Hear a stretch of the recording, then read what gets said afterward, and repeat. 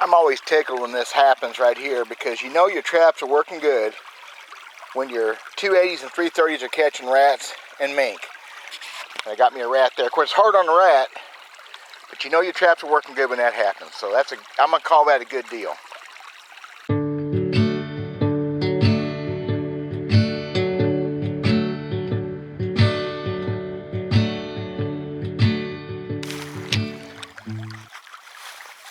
So this this fourth set, the last set that I put in last night, was in this little spring run about a quarter-mile below where I put those other traps. So I thought I'd check it first.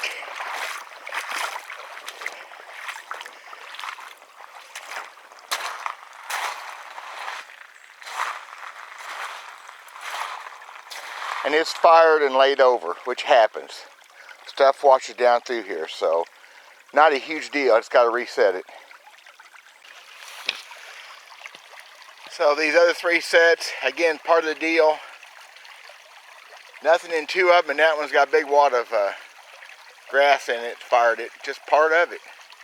When you trap this kind of stuff, stuff's going to wash down through here and get in the way of the trap.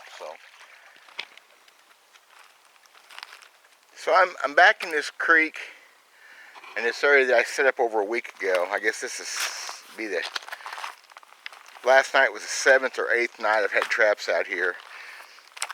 And it was because of otter issues the folks had. To make it really clear, the trick was, we came down here and there's no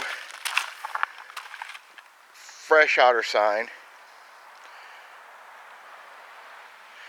And the only beaver sign I found fresh was one stick up the creek here. The animals have changed. Well, otter take waiting out. But because these people had otters in their ponds, we come down, set it up with 10 traps.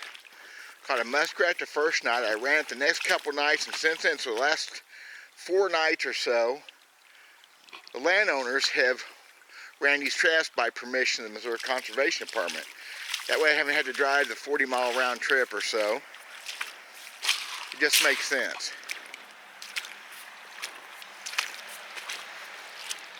We have an otter downstream. They called me yesterday and last night and said we have an otter. So to a degree, we've done some we came to do. We caught one otter. You have to wait otter out. That's my point. Otter take time. Otter and bobcat sometimes take a lot of time. We're in the very headwaters of this creek. We're not at the main creek. It's actually just downstream. The problem with that main creek is there's a lot of roads nearby. I hate the idea of losing traps. So that's the whole deal of this thing. I'm gonna do a quick video by the time I get all this put together.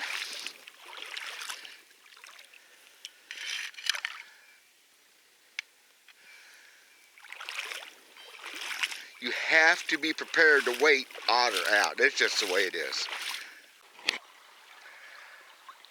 I don't know if it's what they called an otter. It's a really big buck mink, so it's still something, but I'm afraid they thought that was the otter. Dadgum, we'll have to see. So cool, I was a little bit worried that those folks thought a mink was an otter, but no, we got an otter in this next set down here, so that's cool. That's what we came for. So I should probably bring out, it'd be a good time to mention that mink are also very long-winded. They go a long ways. I think I read once of a documented mink, radio-collared mink, that went like 400, 500 miles without ever stopping.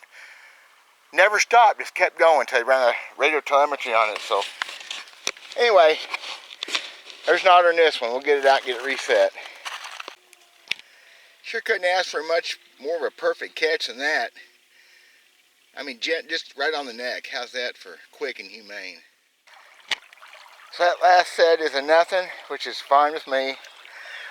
We got a full-grown otter and a big old buck mink, which is not too bad. So we're gonna leave here for a few days again, unless they call me. I'll come down a couple, 3 days and check, because they get plugged up with leaves. These people have been keeping them cleared out, but they were kind of a mess this morning. So thanks for watching, y'all. It's kind of a weird video, I guess, but patience, sticking it out, that's the key. God bless y'all.